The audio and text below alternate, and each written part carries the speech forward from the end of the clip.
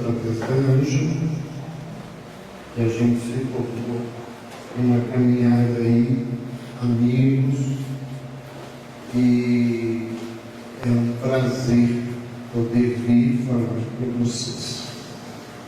E falar de um tema importante, que é falar sobre saúde na perspectiva da família e dentro de uma visão espiritual.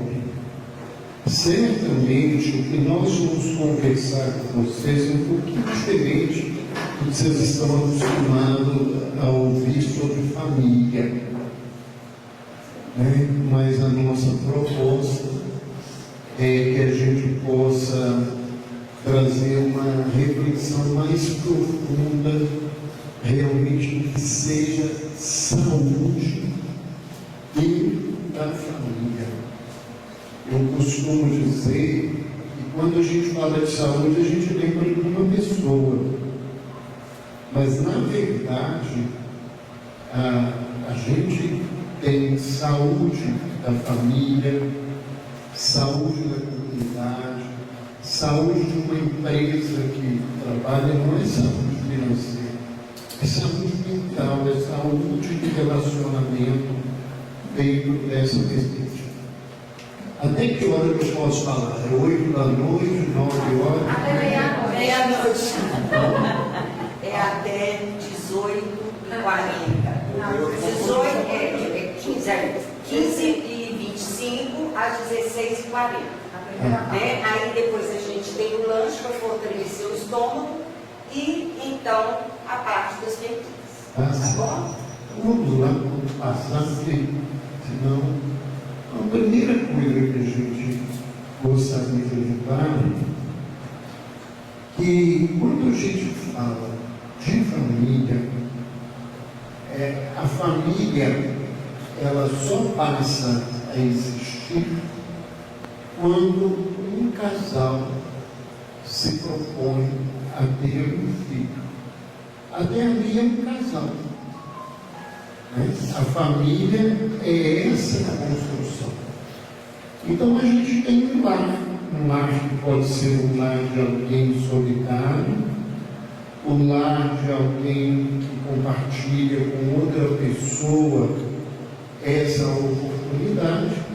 E quando a gente começa a receber os filhos e depois os agregados, os netos na vida, essa estrutura é que é família. E quando a gente fala de família, nós vamos ver aqui em breve que a gente tem alguns tipos de família. Mas quais são as causas, o que leva a gente nascer na casa daquele indivíduo infeliz que não me dá sossego 24 horas da noite? O que é que me faz estar reunido com o Joaquim ou com a Maria dentro de um lar? Todas as vezes que a gente fala sobre isso, é muito comum as pessoas dizerem assim: nós estamos numa família para a gente acertar as nossas dificuldades do passado. Essa é uma das causas. E quando a gente ouve isso, o que me preocupa é que, vendo dessa forma, a gente vê a família como um desafio difícil e vê as pessoas que estão ao nosso redor como companheiros com os quais nós compartilhamos só dificuldades. Às vezes, uma família, ela se constrói pela oportunidade real com a fé e se reúnem para ter um trabalho, fazer o bem para a sociedade. E nem sempre aquele indivíduo infeliz que eu tenho que enfrentar 24 horas por dia é alguém que eu conheci do passado. Essa leitura que nós estamos reunidos e reencontrando, ela é muito rasa diante da lei divina. O que a lei divina propõe é uma missão individual. Eu venho à Terra para aprender alguma coisa. E eu devo sair da Terra, voltar para o mundo espiritual, levando alguma coisa nova na minha bagagem. Então, às vezes, o indivíduo que eu me comprometi no passado de uma maneira ruim, essa pessoa já melhorou, às vezes até saiu da terra, nem se lembra mais da gente, a não ser em oração, mas ele está caminhando, mas eu não caminhei.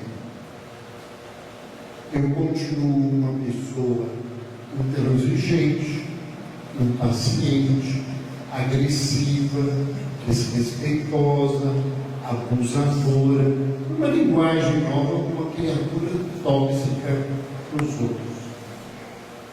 Então, como quem eu deveria reparar o caminho já caminhou, não está precisando de mim para isso?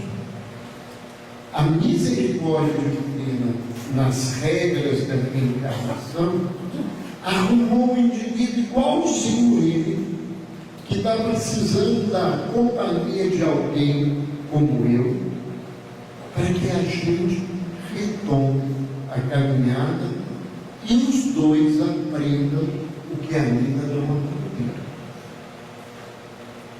Então, necessariamente, as pessoas que me trazem um desafio grande, elas não são inimigas ou parceiras ruins do passado. Às vezes elas são só os professores, que a matemática da reencarnação é extremamente complexa, me traz para que eu aprenda alguma coisa. Por exemplo, eu tenho que aprender com o alcoolismo. Por quê? Porque eu fui uma pessoa que, além de beber, eu levei muita gente ao vício. E às vezes eu reencarno, eu não vou encontrar a turma minha de boteco, mas eu vou receber alguém que tem envolvimento com o mal, para eu ajudá-lo e sair dessa situação em que eu me encontro. O grande problema do processo da formação e da estruturação da família é que a gente recebe os professores, eles não são muito agradáveis, e a gente começa a criar problemas, em vez de ver neles alguém que nos ensina, a gente vê alguém que nos atrapalha. Ninguém está nessa vida por acaso. Nenhum de nós passa por uma dor ou um sofrimento porque Deus quer. Deus não quer ninguém sofrendo. Nós escolhemos um caminho. A gente poderia ter escolhido o caminho do amor, não escolhemos, fomos para o caminho da dor, e nesse caminho os professores são mais difíceis do que na outra escola que a gente poderia ter passado. Quais são os elementos que estruturam uma família? Então, eu coloquei aqui 3 condições que nos levam a estruturar uma família. A primeira é a fidelidade. E quando eu estou falando de fidelidade, eu não estou falando só de não trair o companheiro ou a companheira com outra pessoa. Eu estou falando de uma coisa muito mais profunda, que é de ser fiel ao compromisso que eu assumo quando eu me reúno com alguém.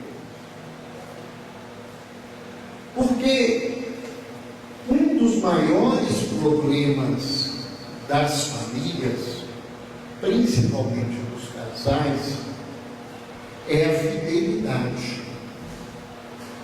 É a questão do adultério.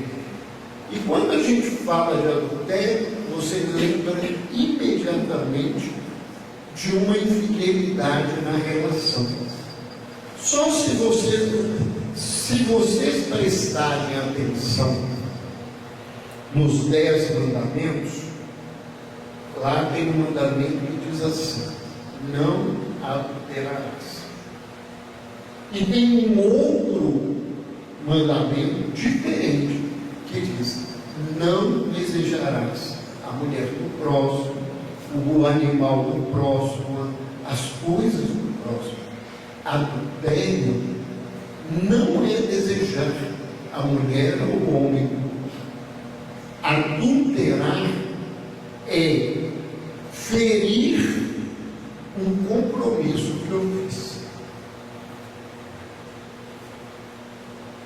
E isso é muito mais grave do que às vezes só a questão da traição, né? Por causa de um outro parceiro.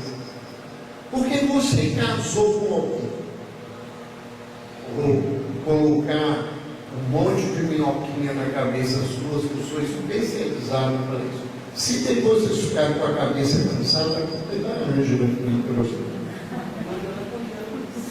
Mas a primeira coisa, vocês não conheciam o Espiritismo, não sabiam de nada, se casaram na igreja, vamos colocar mais comum que a igreja católica, e se comprometeram a criar os filhos dentro da igreja, nos padrões da igreja, aquelas coisas. No meio do caminho, um de vocês resolveu ser espírita. Encontrou no Espiritismo esse caminho. E a partir daí, você quer criar os seus filhos no Espiritismo. Você quer obrigar o parceiro ou a parceira a ir ao centro espírita e fazer as coisas porque eu quero e acho que isso é certo. Isso é adulterar o mundo. Eu não tenho direito de fazer isso. Eu tenho que dividir com o outro. Eu tenho que pensar uma solução que respeite o outro, e eu é que tenho que ter cuidado, porque sou eu que estou trocando o contato. Outra coisa é assim: nós vamos casar, aquela coisa toda, aí antes do casamento não é bom, né? Então nós vamos ter 4 filhos. Hoje ainda tem gente perturbada que quer ter 4 filhos. É difícil ter um, né? Embora eu acho que um quinto sozinho pia demais, mas eu acho que a coisa é complicada. Então, casa E ela está esperando ter os 4 filhos, de repente você resolve que não quer ter mais os 4 filhos. E se acha com o direito de ter o número de filhos que você quer. De um contrato que tinha 4 filhos. Isso é adultério.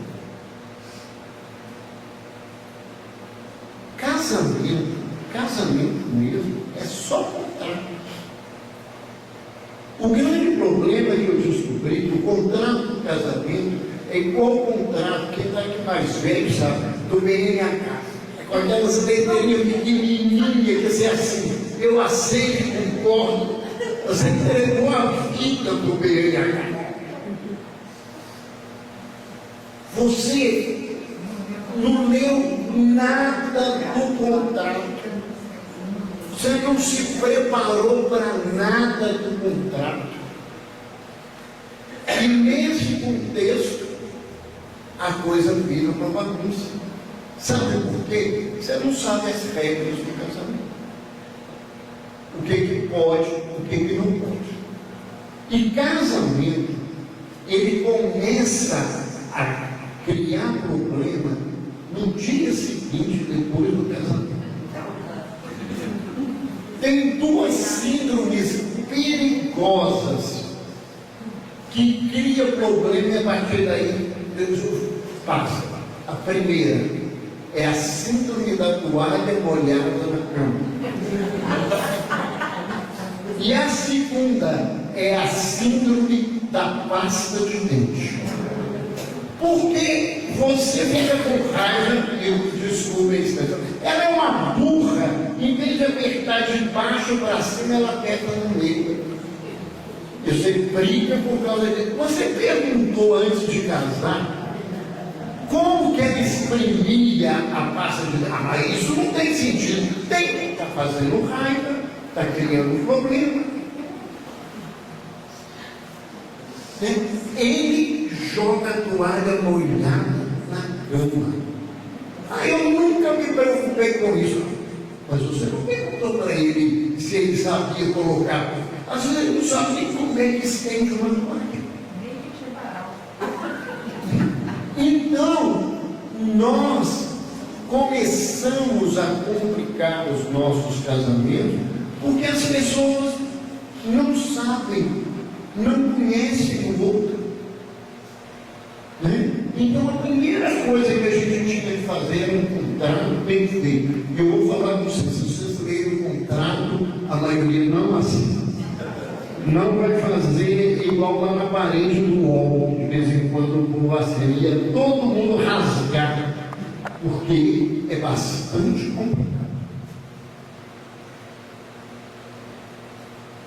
A segunda coisa que estrutura uma família é cooperação.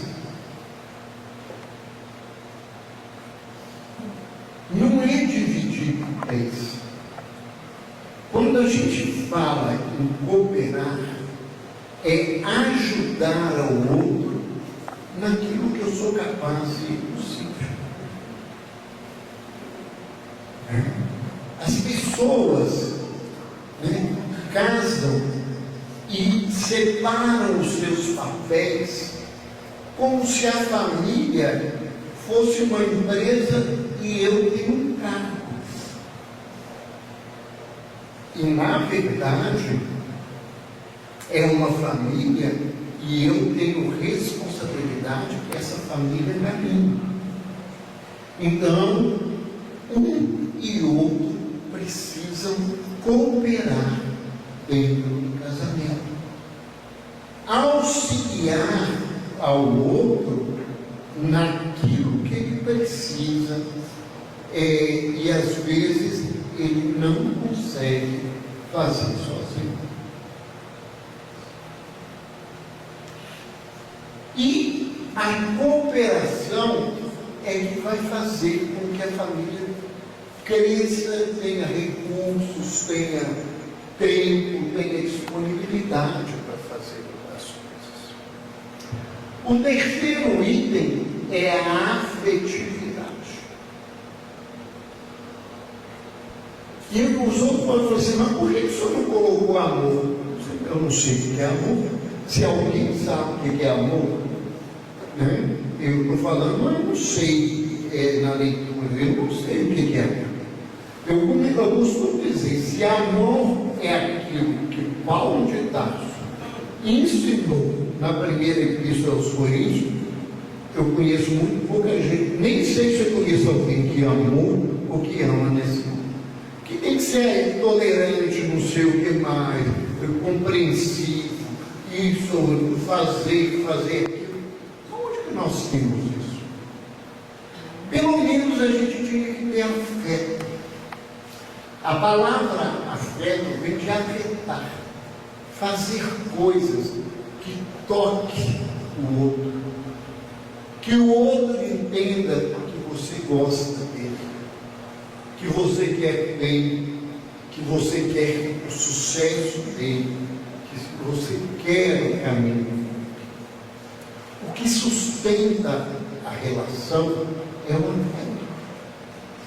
Se ele acaba, as outras coisas vão embora. E para ser afetivo, né, a primeira coisa que eu preciso aprender é gostar de um. Para eu poder gostar de maneira adequada do outro. Então esse caminho, né, ele é importante para a gente pensar por que o nosso casamento dá bem ou não dá bem nessa caminhada. Vamos lá? Então a fidelidade, ela define os limites. O que eu posso e não posso fazer. Tem coisas que a gente não pode fazer. E tem coisas que são tão graves que é como deixar uma peça de porcelana cair e quebrar. Você pode até arrumar cola, mas ela não vai voltar para o lugar. A coisa é que ele não pode arrumar alguém e eu não posso arrumar alguém. Às vezes não precisa ser isso. Uma palavra pode quebrar uma peça de porcelana, um gesto, uma atitude infeliz. É muito mais grave do que a gente acha.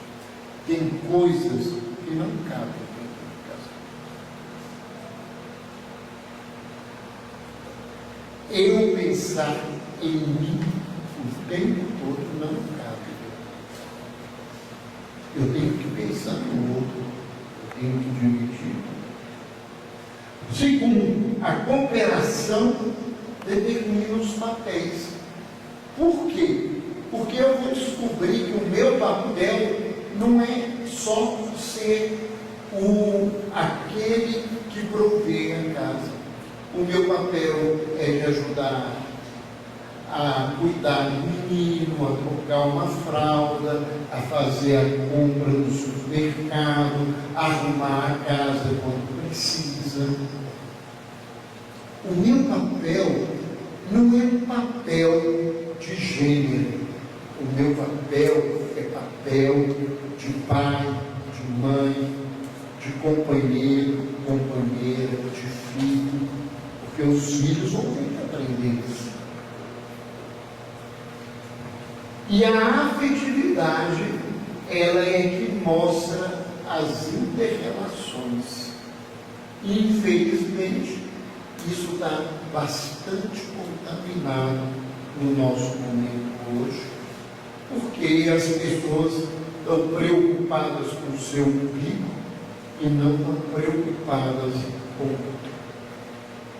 E é muito difícil, porque família não é uma pessoa, a família é uma estrutura. E só olha aqui, ó, tem 1, 2, 3, 4, 5, 6, 7, 8, 9, 10, 11 homens, a maioria das mulheres, porque os homens não estão preocupados com isso. Infelizmente, a realidade é essa. Então, o casamento, ele vai se complicando, porque as pessoas não estão preocupadas com esse contexto. Pode passar. Então a gente tem a família consanguínea, que é a família que a gente veio, né? Que às vezes são as nossas lutas, porque elas vieram, você pode mandar ela para os trajes, né? Ela continua sendo sua família, né? Não tem jeito. Você pode não gostar da sua mãe, mas ela é sua mãe.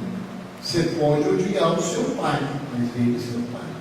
Você pode não querer ver nunca mais o seu filho, mas ele é seu pai.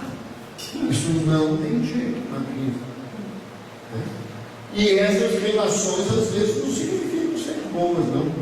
Porque eu fico vendo assim, mas não gostar de mãe.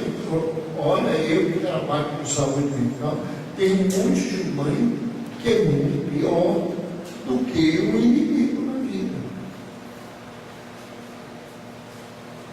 Que odeia o filho e protege o outro de uma maneira doente. Né? Nós temos as famílias espirituais, que é as famílias que a gente escolheu, que são os amigos, que são os irmãos que a gente construiu na vida, que é coisa boa, e que é família, de vez em quando briga, acha ruim, falam que não deve, tem que refazer a relação, aquela coisa toda, mas é uma família, né? Então, às vezes, ela é muito importante na nossa vida. Eu, por exemplo, fiquei sozinho, meu irmão, ele desencarnou com 21 anos de idade, e a minha família são os meus companheiros de doutrina há mais de 40 anos. E os meus filhos aprenderam que os filhos deles são primos, e são primos meus, convivem, vivem, somos tios, aquela relação. E eles sempre foram o apoio da gente, meio da Joana, nessa caminhada. Então, às vezes, a família espiritual, né, é a família que a gente escolhe. E é importante, porque a outra que a gente não escolhe, que a gente trouxe, né, geralmente tinha uma nota promissória para pagar, e você teve que trazer nota promissória dessa vez. Ela é alta, você dividiu mal, você deveria ter dividido em várias encarnações e resolveu acertar a conta numa só. E a gente, nesse processo de família consanguínea, você tem relações de provas, de expiação e de missão. Qual que é a diferença de prova e expiação? Prova é alguém que eu estou aprendendo a relacionar ou conviver com aquele desafio nessa caminhada. Não tinha nada a ver comigo. Agora é hora de eu aprender tal virtude. Aí a vida me deu um professor para tal virtude.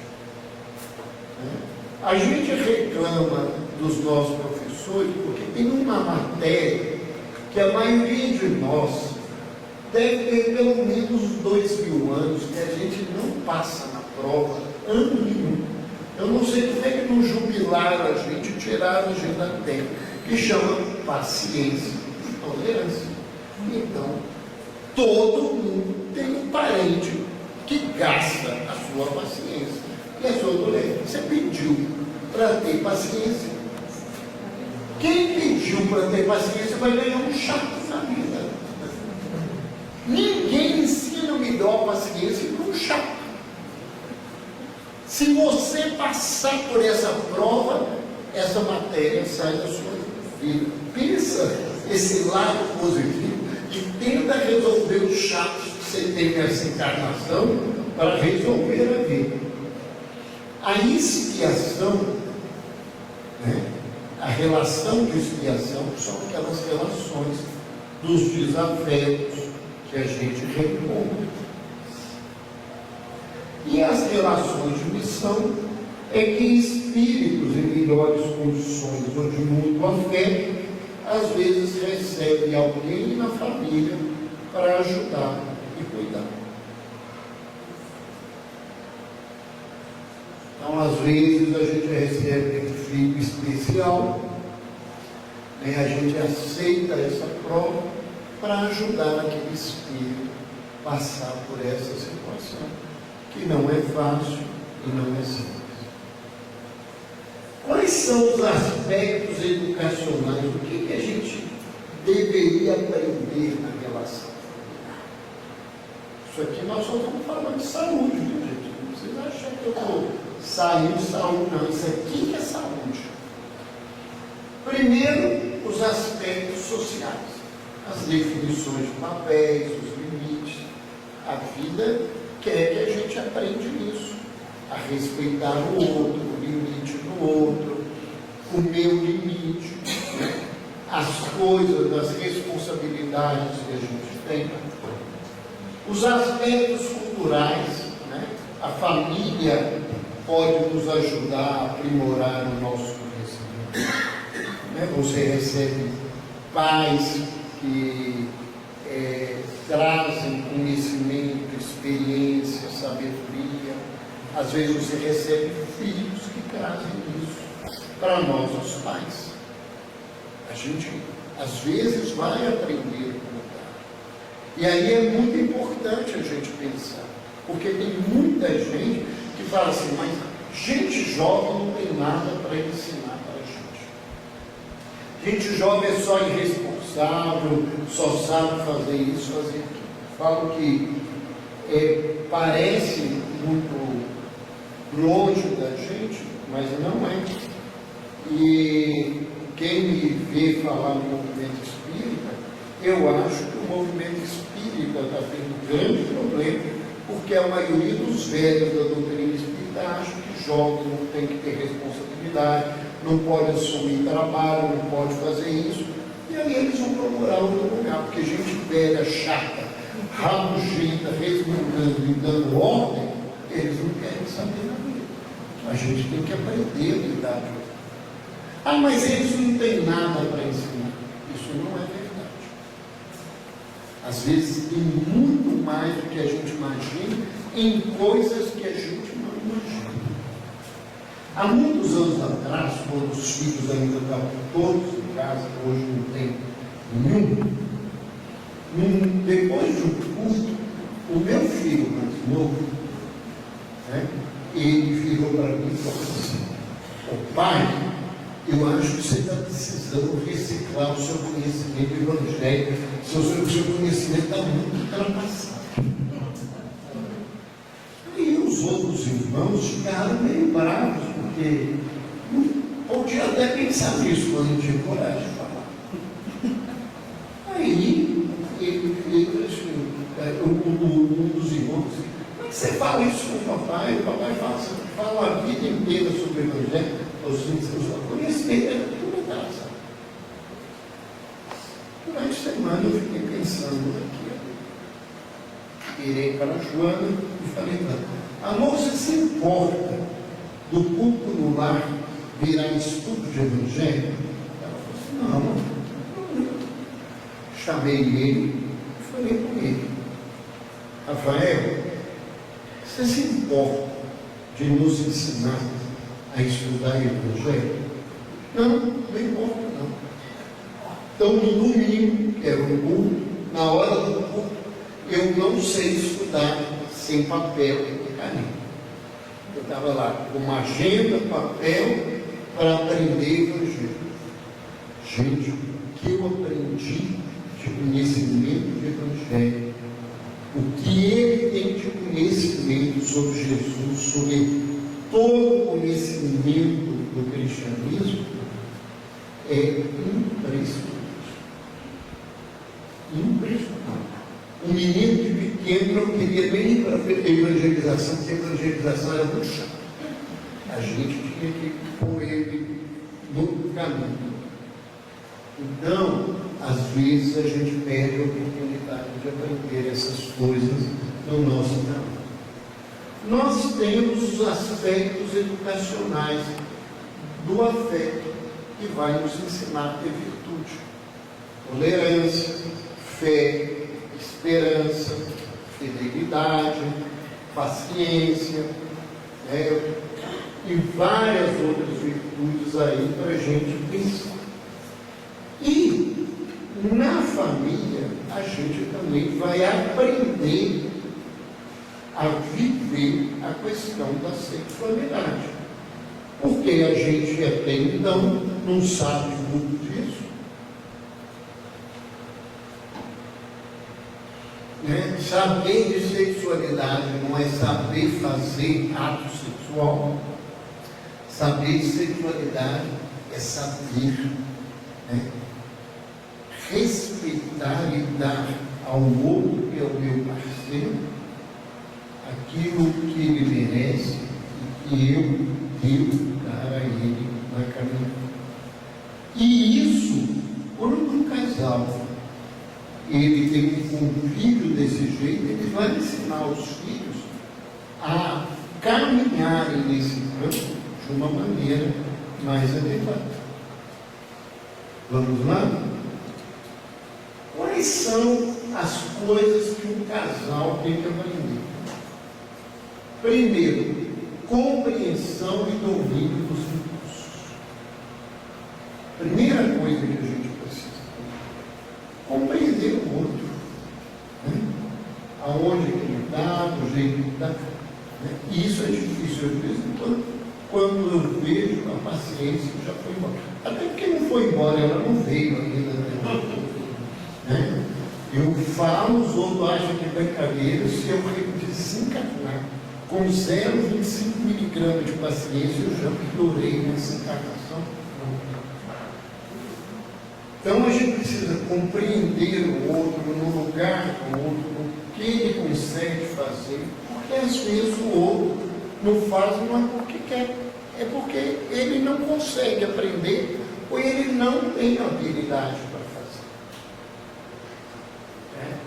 A gente aprender a dominar os nossos impulsos, a nossa raiva, a nossa deseducação.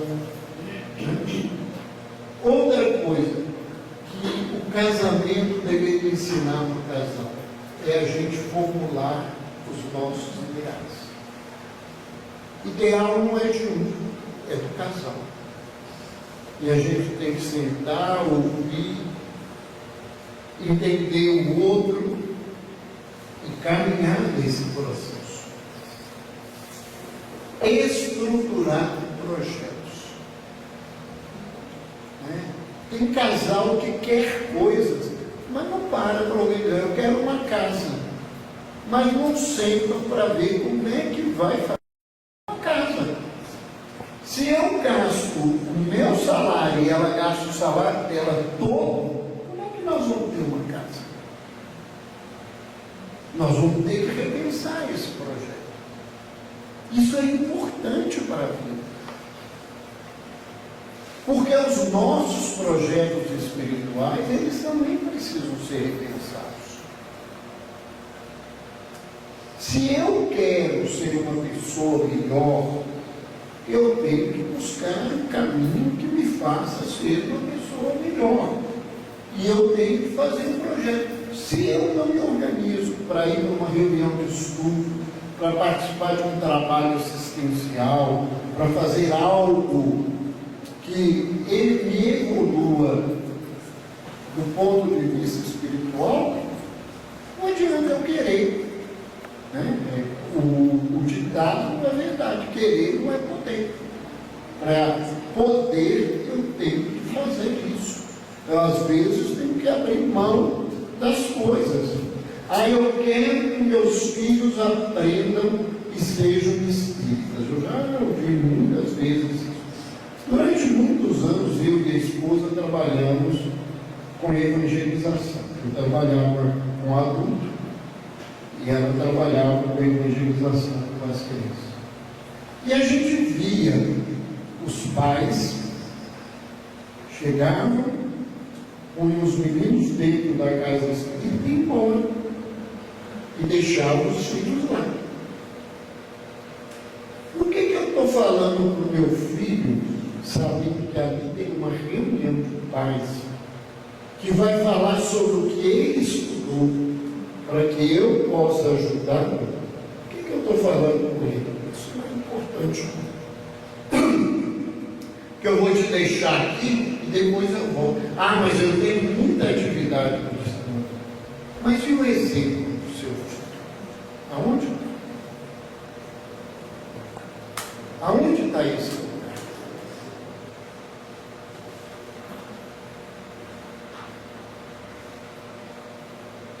Nós temos que pensar essa coisa. Nós temos que determinar os papéis e os limites dos nossos filhos, os nossos, até onde que pode, não pode, né? Porque os casais não sabem definir limite do filho. Um passa a mão na cabeça 100%, o outro coloca a cabeça 100%. Isso não é papel. Aonde está o teu lugar dentro?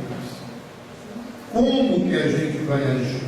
Como que a gente vai fazer? O que a gente quer para esse filho? Isso tudo depende desse lugar. A gente vai aprender a cumprir metas no casamento, né? Embora não dá tempo ultimamente os casamentos cumprem metas, porque eles acabam antes das metas, né? Eu costumo falar que eu fui parteiro de um casamento e aí eles escolheram um presente muito caro. Quando eu acabei de pagar o presente, o casamento já tinha acabado. Eu brinquei com o pai de um deles, que é um irmão da vida, eu falei assim, eu acho que eu vou lá pegar o presente igual, porque não deu para ir para o casamento. Vou fazer, nossa, é guardar para coisa. E a gente aprende a capacidade de avaliação e a capacidade de fazer mudança. Porque casamento não é o que eu fiz de contrato, vai ter que ser o resto da vida.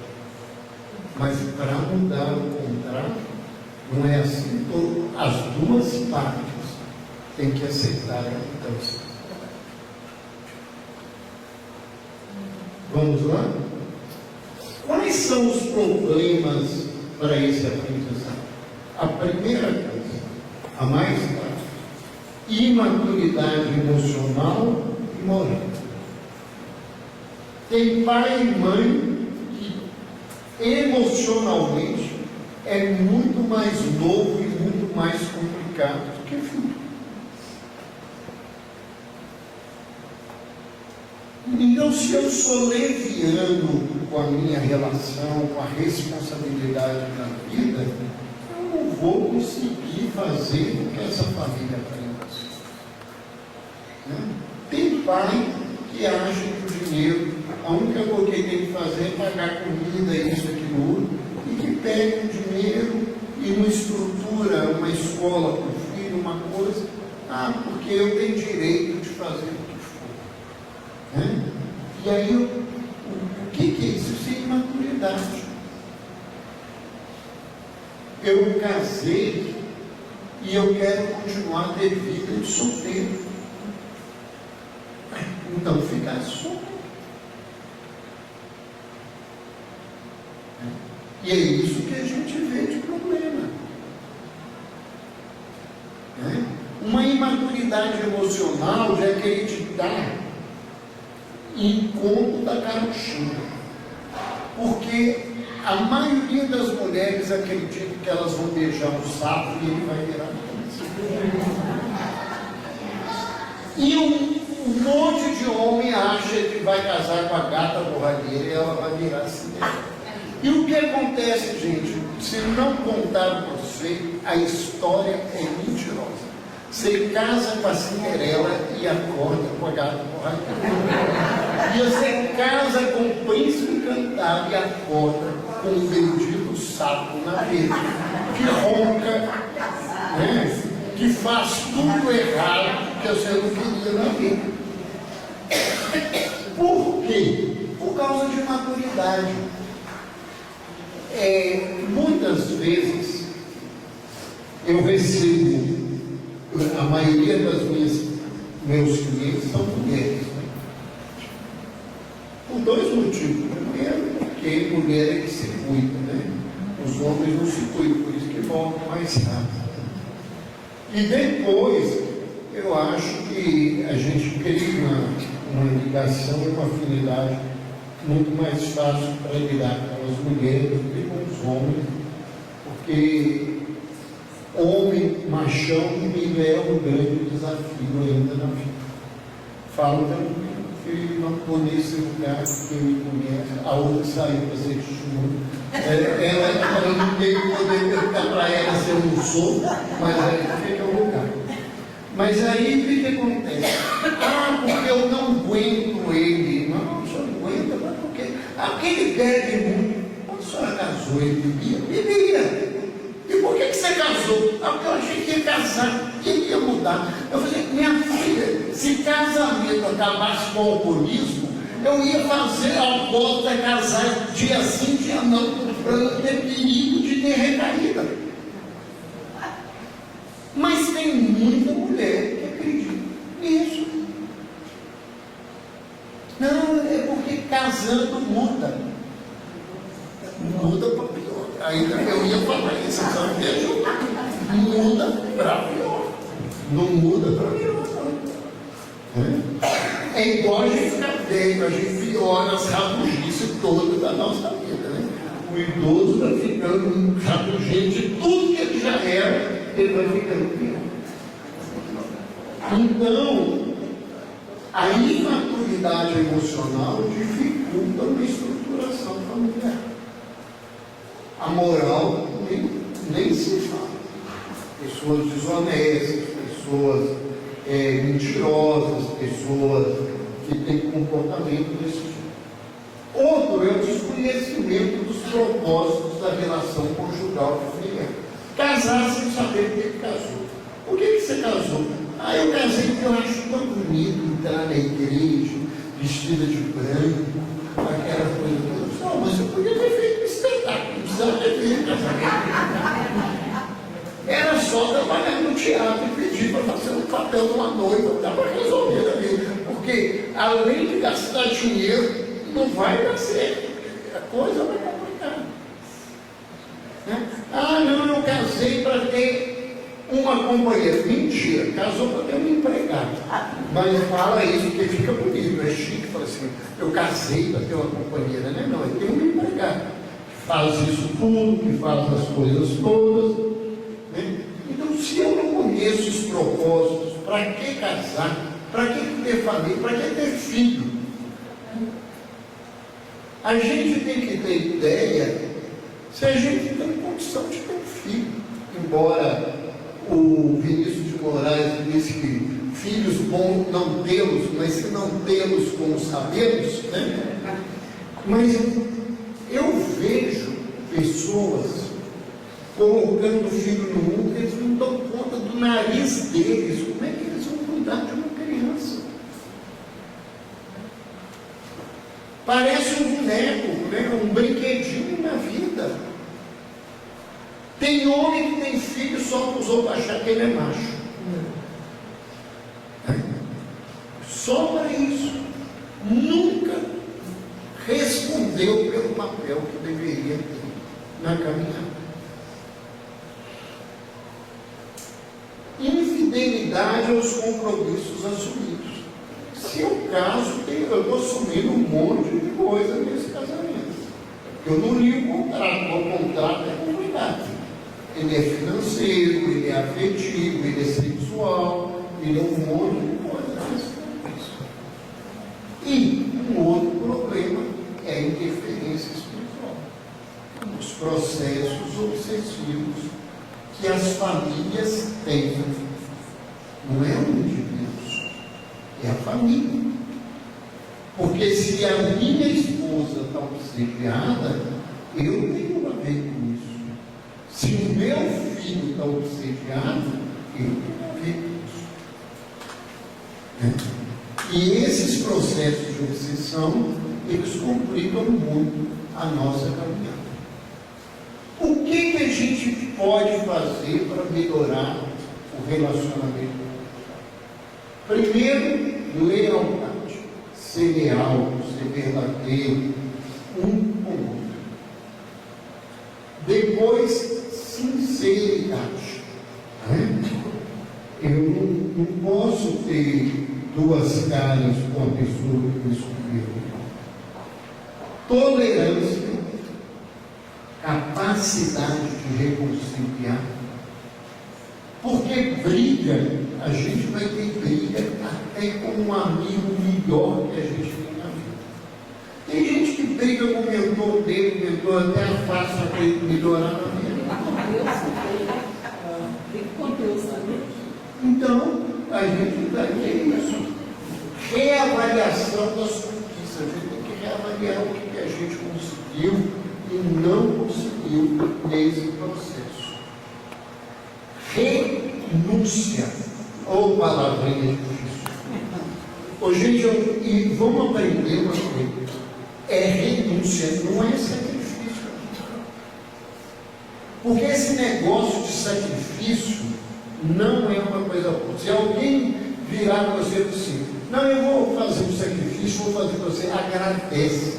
Porque sacrifício fica caro. O resto da vida o indivíduo vai te cobrar. Mas quanto você precisou de mim? Eu fiz isso. Eu fiz isso. E olha, se precisar, eu pulo da janela antes de apanhar. Tem coisa pior dessa história que chama mãe. Porque elas sacrificam os filhos porque querem. E depois cobra caro. O indivíduo foi criado para continuar a caminhada. Ela quer que ele fique na barra da saia dela, fazendo do jeito que ela quer, da forma que ela quer. E reclama, tem uma coisa, eu falei que eu nunca vi uma coisa complicada que uma barriga de 9 meses. Porque eu te carreguei 9 meses na barriga. Eu nem sabia que você estava te carregando. É uma cobrança violenta. Olha, vocês podem chorar, porque isso é verdade, é o que vocês fazem. É o que eu ouço todo dia. Isso é sacrifício. Jesus retoma uma fala do Velho Testamento e diz: misericórdia eu quero, sacrifício. Renunciar é diferente, é consciente. Eu abri mão de uma coisa pelo outro. Eu não tenho o direito de cobrar, fui eu que abri mão. Ele que quis ser assim. Então nós temos que pensar, né? Muitas mulheres as quais eu trato, elas são doentes por causa de sacrifício. Né? Por quê? Casou, abriu mão de trabalhar, de fazer as coisas para criar os filhos, fez tudo que o marido pudesse fazer as coisas, aquela coisa toda. Depois os filhos nasceram, ela abriu mão de tudo isso, de todo esse processo. Aí chega um bendito dia que ela vai pensar, ela já fez tudo. E aí o que acontece? Os filhos dão no pé. Pior, porque se o marido desse no pé, ia ficar bom. Ele aposenta. Se tem uma coisa pior do que marido, é marido aposentado. Que marido aposentado é aquele indivíduo que não tem nada para fazer, então ele vai te encher a paciência 24 horas por dia. Isso aqui está sujo, você não viu, não? A banana acabou, você não vai comprar? Olha, você não fez isso na vida. Aí ela esperava receber alguma coisa. E não recebeu. E como ela abriu mão e não foi renúncia, ela sente a dor de não receber a renúncia. E aí começa depressão, câncer de mama, câncer de útero, de ovário, um monte de coisa. Porque a minha mágoa e a minha raiva é do meu corpo. Então teve uma mulher com câncer de mama, eu vou procurar histórico e vou encontrar os sacrifícios que ela fez na vida e que eles não devolveram. Deveriam, mas não devolveram. Não adianta esse lugar, né? Reavaliação, renúncia e abertura para novos posicionamentos mais eficazes. Não deu certo, vamos fazer diferente? Vamos mudar? Vamos fazer de outra forma? Eu tenho quanto tempo aí? 20 minutos. 20 minutos. É porque eu tenho um problema, a Angela não avisou vocês. Eu tenho uma doença igual a do Givaldo. O Givaldo disse que tinha epilepsia falante. Quando ele entrava na crise, só quando a crise parava, ele parava. Você tem mais 20 minutos. Ainda na crise. Fatores importantes para facilitar a vivência no mundo de transição. Aí está aí, tolerância e paciência, alteridade, cristianização do lar. Não é fazer muito no lar, é o lar ser cristão. Porque não adianta ficar pregando dentro de casa se você não faz. É pior porque as pessoas não vão concordar. A gente trabalhava com evangelização infantil e tinha 2 grupos de evangelizadores. Os evangelizadores que trabalhavam com os meninos da comunidade e os evangelizadores que trabalhavam com os filhos dos espíritas na casa espírita. E eu coordenava o trabalho, eu não trabalhava na sala. Aí um dia uma das evangelizadoras da casa, dos meninos, filhos de espírita, virou para mim assim: eu não quero dar mais aula para filhos de espírita, eu quero mudar de educação. Eu não entendo, é muito difícil. Eles já escutaram as histórias todas, as músicas, eles sabem das dinâmicas, eles estão cansados. Não é por isso não. É porque a gente tem hora que a gente não tem nem como fazer. Eu estava dentro da sala, tentando dar aula, e 2 deles conversando e atrapalhando as coisas. E eu chamei a atenção várias vezes com a educação, e de repente eu virei para um deles assim: vamos cooperar, você sabe, né? Você tem um exemplo do caso lá do seu pai, o que ele fazia aquilo, falou comigo, eu não sabia onde eu punha cara. O que ele virou para mim e falou assim: meu pai em casa só vai lá em casa, porque aqui meu pai é bonzinho, todo mundo pode falar com ele, se os outros pisar no pé dele não tem problema. Se eu pisar no carro do meu pai, eu ganho um tapa na cara. Meu pai grita com minha mãe, destrata, faz isso, faz aquilo. E isso é difícil. E eu entendi que desafio que é. Porque eu estou falando de uma coisa e alguém que deveria estar fazendo aquilo como exemplo não está dando exemplo dele. Então, não é ter culto no lar, não é ter rótulo de espírito,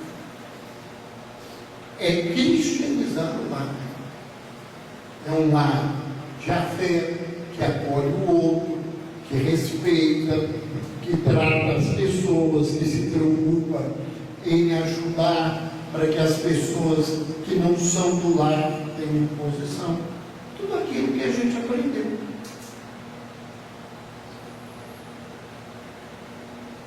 Persistência dos ideais nobres. A gente, o mundo está muito ruim, eu vou fazer igual. Não adianta. Se a gente for fazer igual, as coisas vão só ficar difíceis.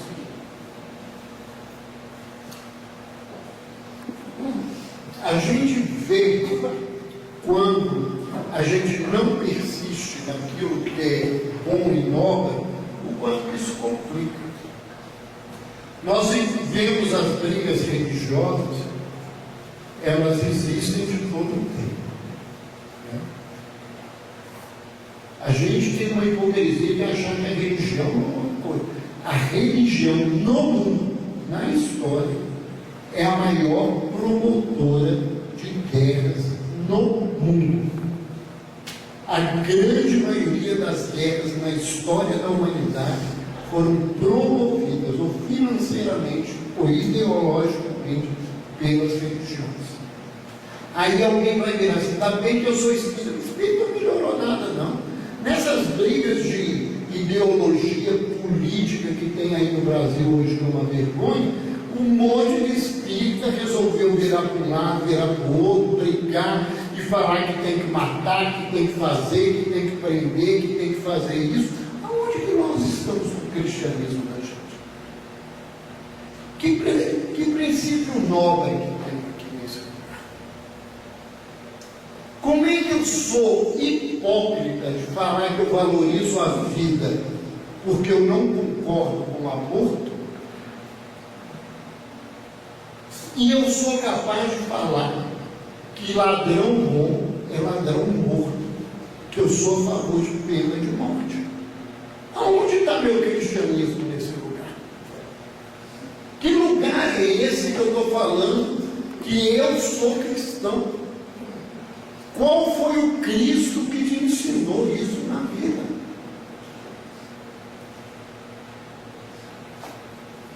Então, eu tenho que persistir nos meus ideais. Se o mundo vai cair no buraco, não há problema. O mundo abandonou Jesus e Jesus foi para a cruz cumprir o ideal que ele tinha feito, de ensinar ao mundo que o verdadeiro amor dá a vida porque ele ama. E a gente tem que pensar nisso. Nós precisamos aproveitar isso. A amorização, aprender a amar, porque a gente está longe já. Né? Há um filósofo escritor francês chamado Albert Camus, e ele diz que depois do eu te amo, qualquer outro eu te amo não vale mais nada, só o primeiro que vale. Esse cara fica fazendo eu te amo, eu te amo, eu te amo. Se eu não faço para mostrar que eu amo, não resolve nada. Se eu fico falando, me desculpem, porque eu sei que vai muita gente pensar que Jesus salva. Eu não faço nada para me salvar, não resolve nada na vida.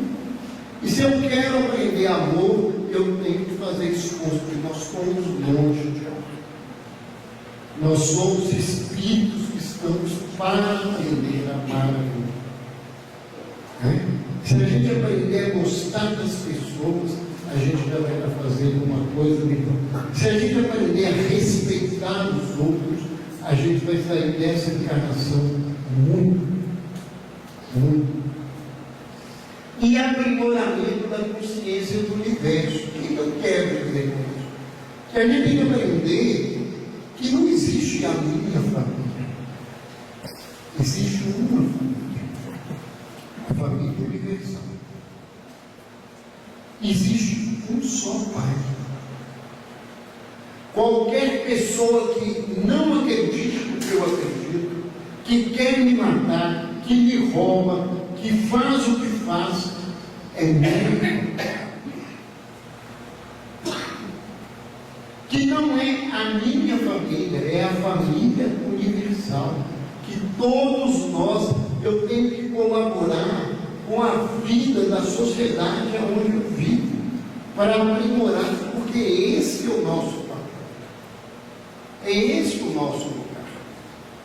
Aí eu tenho que cuidar de mim, não. Tem gente que cuidar de mim sem cuidar do outro, não. Nós temos que fazer esse caminho.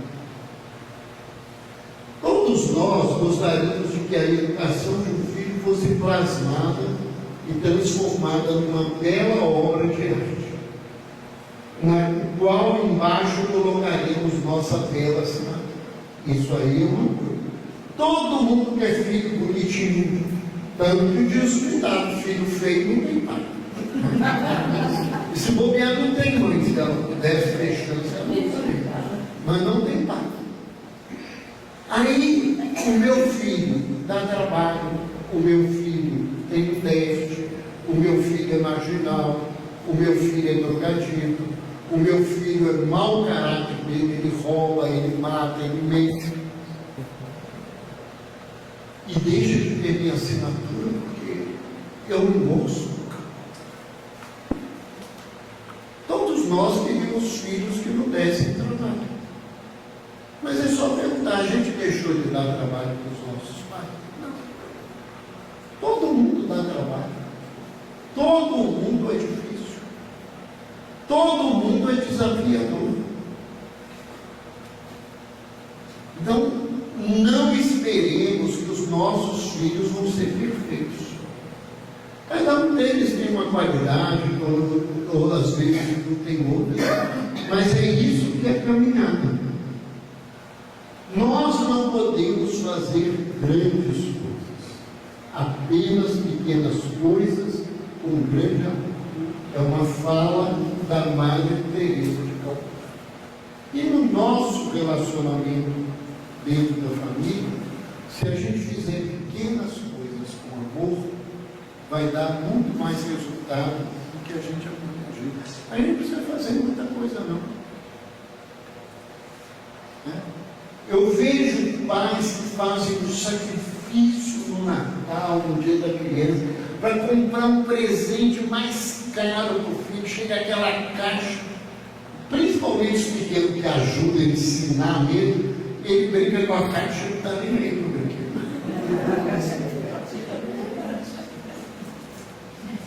Às vezes, se você tivesse dado só a caixa, ele tinha ficado mais feliz do que você imagina. Às vezes, você não tem que fazer grandes gestos, você não tem que comprar uma joia para dar para sua mulher, para mostrar que ela é importante, né? Se eu sei, de vez em quando a gente passa, eu acho uma florzinha assim. Agora ela também, se ela depois ela vai me mentir, porque a hora que eu menti ela não estava aqui, então não tem que ir. Mas aí eu pego uma flor e levo uma flor. A gente tem que pensar que às vezes são pequenos gestos que vão fazer a diferença na vida, se eles forem cheios de amor. A tarefa da educação deve começar de dentro para fora, não somente nos comportamentos da moral social, da aparência, os quais produzem efeitos poderosos. Portanto, nada mais seguro do que começar esse processo de educação moral enquanto o novo ser se forma durante a gestação. Certa feita, perguntaram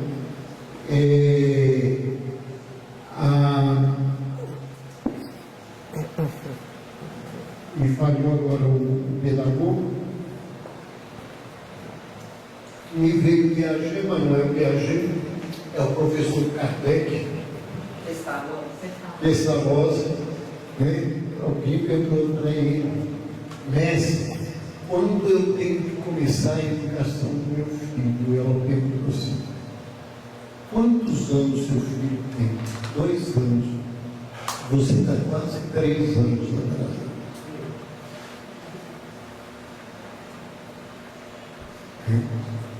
A gente tem que educar, né? O ditado é verdade, ele é pequenino que torce o pepino, depois que cresce não adianta não. Não adianta mais.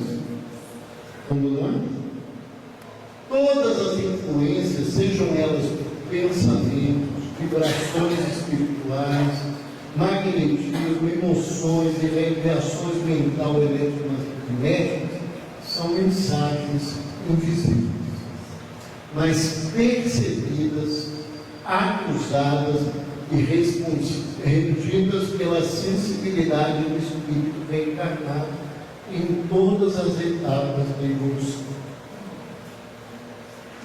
Não adianta eu querer mostrar para o mundo aquilo que eu não tenho.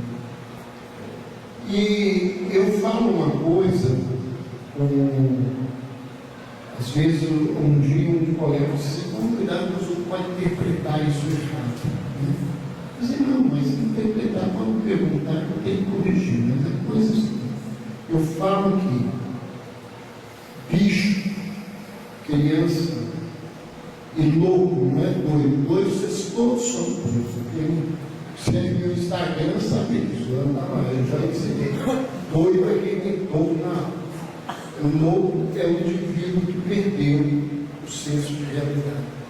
Essas pessoas, só de chegar perto da gente, esse bicho, criança, e eles sabem se a gente gosta deles, sabe se a nossa vibração é boa ou não, sabe se a gente está sendo sincero ou não. Então, não acreditem que vocês enganam.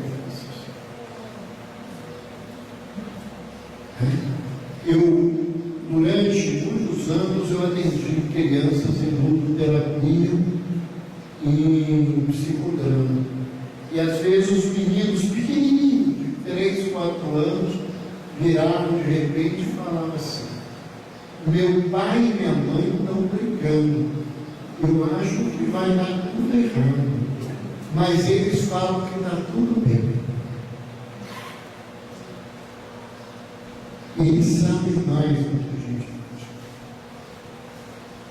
E as nossas vibrações, elas são sentidas. As mulheres são mais sensíveis que os homens. E geralmente uma mulher descobre uma infidelidade conjugal muito antes de qualquer pessoa chegar perto dela. Sabe por quê? Porque quando você casa, você leva a energia do Valdir para a Joana. E a Joana traz a energia dela para ela. E a gente vai convivendo e entendendo essa energia. Se de repente o Valdir arrumar a Maria, quando ele estiver com a Joana, ela vai perceber que a vibração não é mais a mesma vibração. Mesmo que ele tente fazer tudo para isso. E vice-versa. Então, uma mãe, só o filho dá dentro de casa, ele não precisa falar nada. Ela já pergunta: o que foi que aconteceu? Não, mãe, não tem nada não. Pode falar, tem alguma coisa que aconteceu. E tem, e aconteceu. Mas mãe, eu não falei nada, não precisa falar. É por isso aqui, é por esse processo. Não.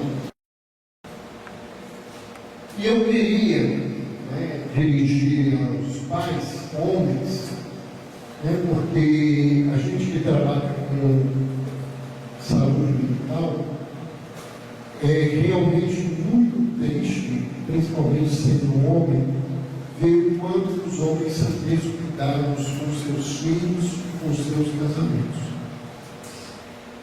Eu atendo às vezes pacientes grávidas, eu tenho pacientes que estão comigo há mais de 20 anos, que eu nunca vi o pai.